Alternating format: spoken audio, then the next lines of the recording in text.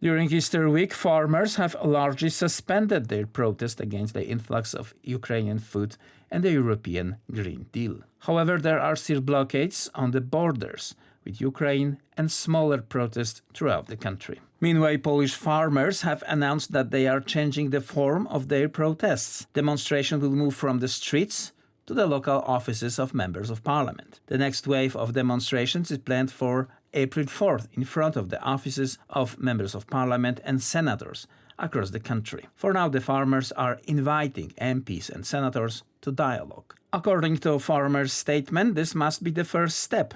MPs who do not respond to the farmers' call will find so-called surprises in front of their offices. In addition, on April 16, the farmers will come to them again, and the form of the protest itself will be, quote-unquote, intensified.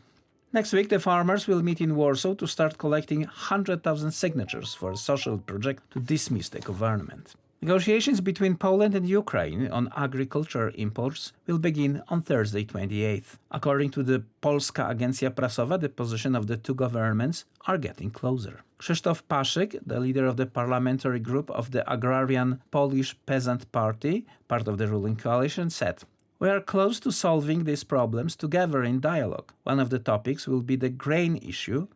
This problem can be solved. I think that today," he continued, "and tomorrow, it will be possible to make what is sometimes called a transit, really a transit. I'm optimistic about the results."